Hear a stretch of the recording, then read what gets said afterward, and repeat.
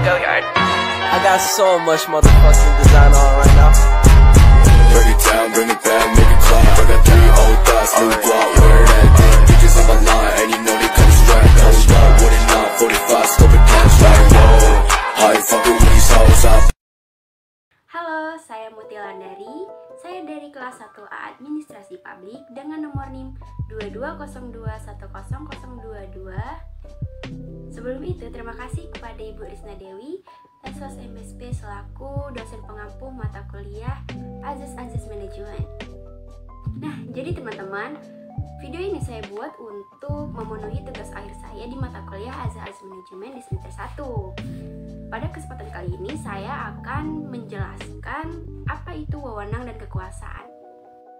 Nah, jadi wewenang adalah suatu kekuasaan yang sah atau suatu hak untuk bertindak dan memerintah yang didelegasikan kepada suatu jabatan.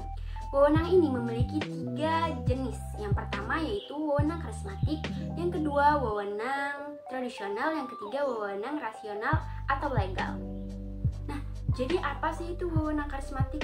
Wewenang karismatik adalah wewenang yang didasarkan pada karisma atau kemampuan khusus yang dimiliki oleh seseorang. Jadi karisma ini tidak sembarangan orang ya teman-teman memilikinya. Kemudian yang kedua yaitu wewenang tradisional. Wewenang tradisional memiliki 3 ciri-ciri, yaitu yang pertama ada peraturan tradisional yang mengikat pihak berwenang dan orang lain di masyarakat. Yang kedua, ada wewenang menyeluruh atas posisi seseorang yang hadir secara pribadi. Dan yang terakhir, selama tidak ada konflik dengan ketentuan tradisional, orang dapat bertindak secara bebas. Selanjutnya kita masuk yang terakhir yaitu wewenang rasional atau legal. Nah, wewenang rasional atau legal ini adalah wewenang yang didasarkan pada sistem hukum yang berlaku di masyarakat.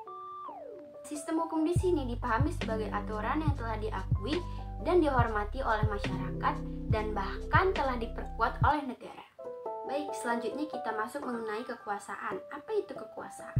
Kekuasaan adalah kemampuan seseorang atau suatu kelompok untuk mempengaruhi perilaku suatu kelompok atau orang lain sesuai dengan keinginannya.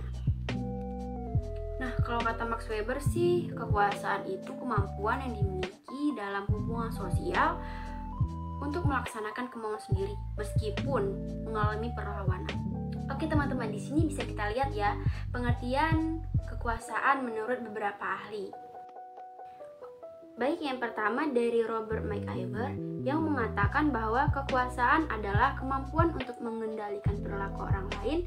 Yang keduanya ingin secara langsung dengan memberikan perintah atau secara tidak langsung menggunakan segala cara atau alat yang tersedia.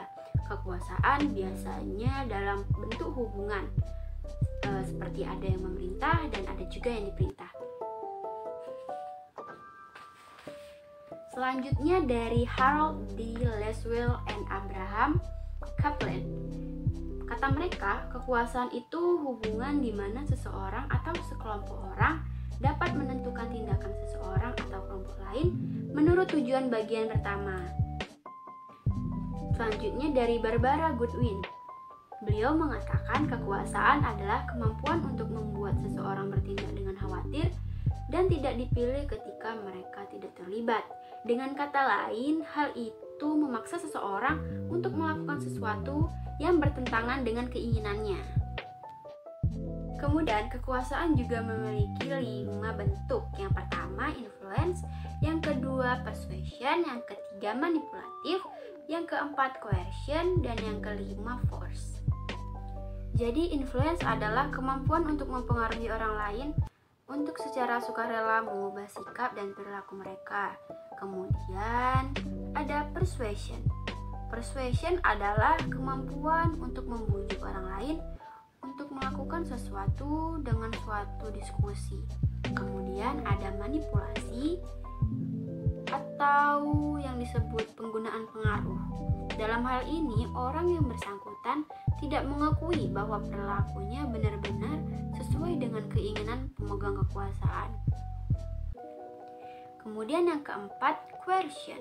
Coercion ini adalah suatu demonstrasi kekuatan atau ancaman ancaman paksaan oleh individu atau kelompok pihak lain untuk berperilaku sesuai dengan keinginan penguasa. Kemudian yang terakhir ada force.